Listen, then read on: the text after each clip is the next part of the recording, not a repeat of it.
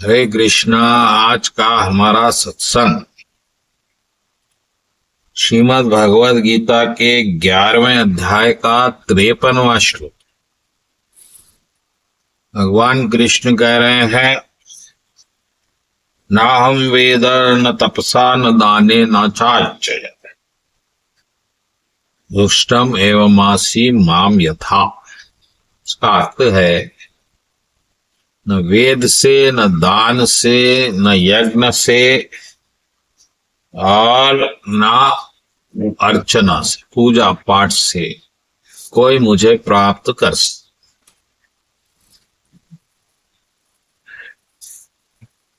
बड़ी अजीब बात है, क्योंकि हमारे सनातन धर्मियों का आधार तो वेद है। वेद हम पढ़ते हैं प्रभु की प्राप्ति हो, फिर हम दान भी देते हैं कि प्रभु की प्राप्ति हो, और यज्ञ भी करते हैं प्रभु की प्राप्ति हो, पूजा अर्चना करते हैं प्रभु की प्राप्ति हो। लेकिन कृष्ण कह रहे हैं कि भैया, ये चीजों से मुझे प्राप्त नहीं कर सकते। दृष्टमेवान पीम यथा, यानी मुझे तुम इस तरह देख सकते हो जिस तरह वो अर्जुन देख रहा है उस वक्त।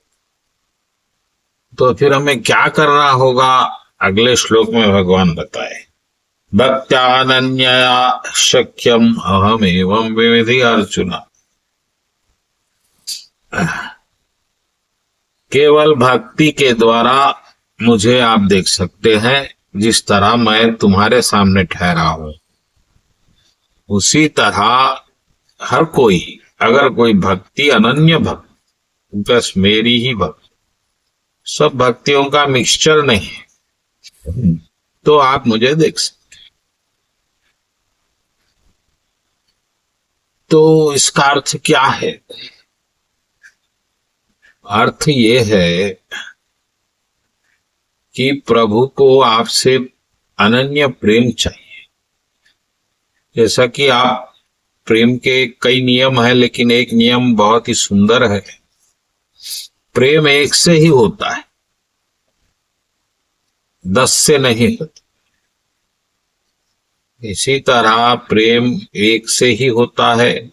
यही प्रभु कह रहे हैं कि भाई मुझसे ही करो, किसी और से मत करो। और कोई योग्य है ही नहीं, वो तत्व ही नहीं प्रेम का, मुझसे करो। तो ये बात अगर आपको समझ में आ गई तो फिर आप क्या करेंगे? प्रेम करेंगे प्रभु से। वो खुद प्रेम चाह रहे हैं, प्रेम से पूर्ण है। इस तरह आप भगवान से जुड़ेंगे और भगवान आपसे जुड़ेंगे, और प्रेम प्रकाश में होगा, आपको आनंद देगा, तृप्ति देगा। तो भगवान बोल रहे हैं कि मुझे पाना है तो ऐसा करो। अब वेद पढ़ रहे हैं तो उससे भगवान थोड़ी मिलेंगे। भगवान को प्रेम चाहिए, ज्ञान थोड़ी चाहिए। वेद यानी ज्ञान, और दान, धन यानी दान, यानी न ज्ञान से न धन से न यज्ञ से और ना पूजा अर्चना से। कुछ पूजा कर रहे हैं विधि तांत्रिक यांत्रिक, तो प्रभु नहीं मिलेंगे। प्रभु मिलेंगे अनन्य भक्ति से, यानी सिर्फ हम प्रभु के हैं, प्रभु हमारे हैं, बीच में कोई तीसरा है ही नहीं। ऐसे भाव में भक्ति करेंगे, वो भी एकर भक्ति विशिष्यते, सिर्फ कृष्ण से ही करेंगे, तो फिर आपको प्रभु की प्राप्ति होगी। ये प्रभु का आश्वासन है। ये इतना सा इसका रहस्य है, लेकिन बहुत बड़ा रहस्य है।